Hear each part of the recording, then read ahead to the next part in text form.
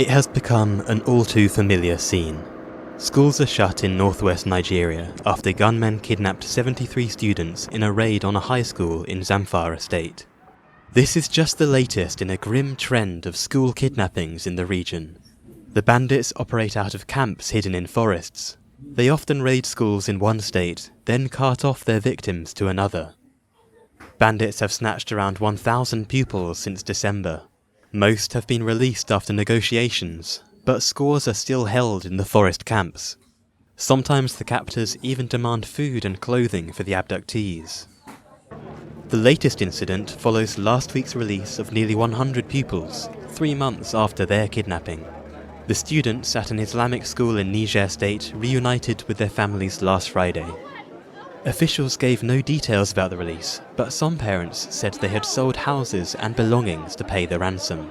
In the wider region, some local governors have attempted amnesty deals with the bandits. Most have failed.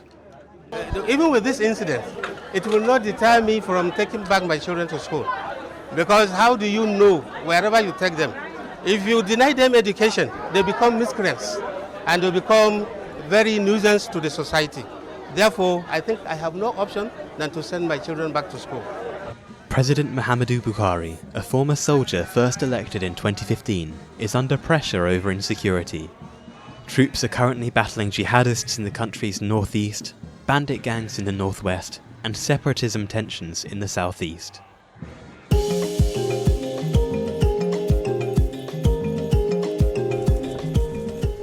Inequality has a new face.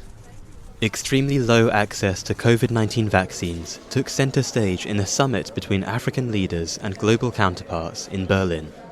We expressed our disappointment, we expressed our unhappiness, and said that it's not fair that Africa has only vaccinated 2% of the entire population of the 1.3 billion population. Heads of the European Union, as well as the International Monetary Fund, World Bank and African Development Bank attended the summit called the Compact for Africa. It is an initiative of the G20 group of nations to promote economic development on the continent. German Chancellor Angela Merkel said vaccine production is linked to Africa's economic well-being.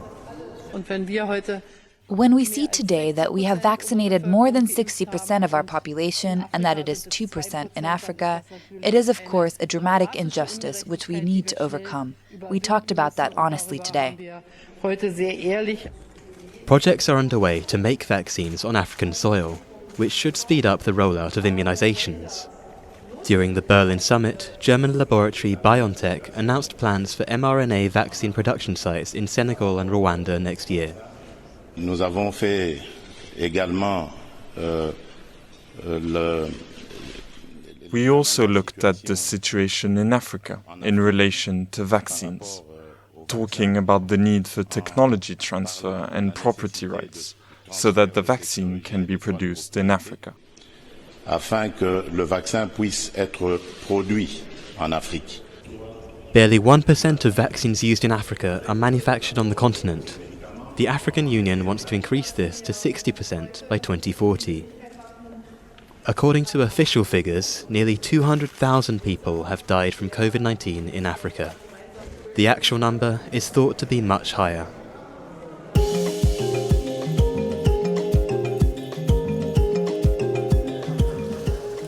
The curtain drops on the Tokyo Paralympic Games on September the 5th, with 4,400 disabled athletes heading home after a summer to remember. Among them is the event's youngest athlete, 14-year-old Ugandan swimmer Husna Kukundakwe.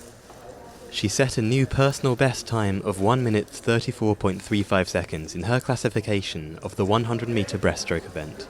She missed out on the final, though she vowed to keep improving as she works towards the 2024 Games in Paris. Kukundakwe was born without a right forearm and has an impairment to her left hand. Taking up sport gave her a new self-worth.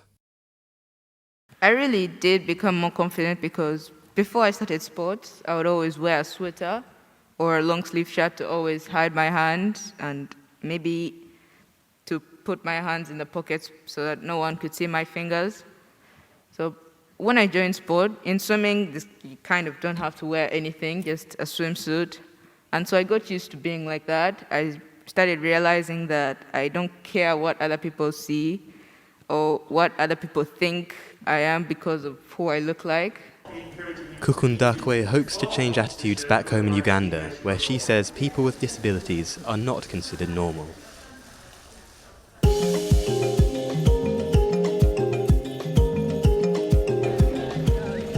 Congolese musician Theo Nzonga rolls through central Kinshasa, where he knows he will cross paths with someone who may have a few spare coins.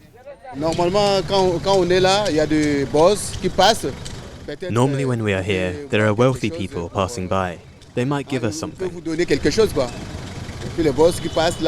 When they see us, knowing that we are disabled, that we don't have work, they give us something to live on.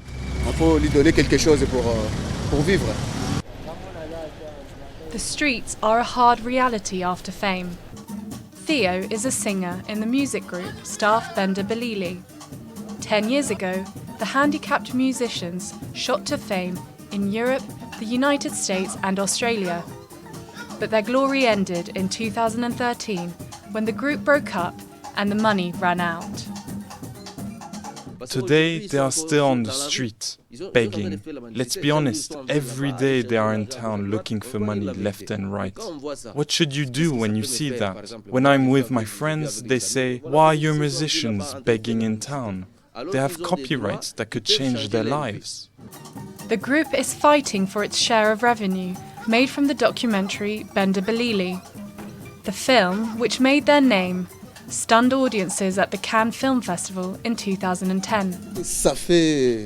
First of all, it's the film rights, because since 2003 we haven't received our film rights, so that's why we're claiming them. Ronald Barrett is one of the film's producers. He insists the musicians will get their fair share of the profits, which are around 10%. Of course, as soon as things are clarified, the percentage stipulated in the contract will be respected. You have to understand, we financed this film on our own. When they talk about profit, it doesn't come close to what we put in. Nothing. I'm not going to break into tears, but we didn't even recover our costs. Staff Benda Bilili want nothing more than to return to the stage. 4 years ago, they reunited.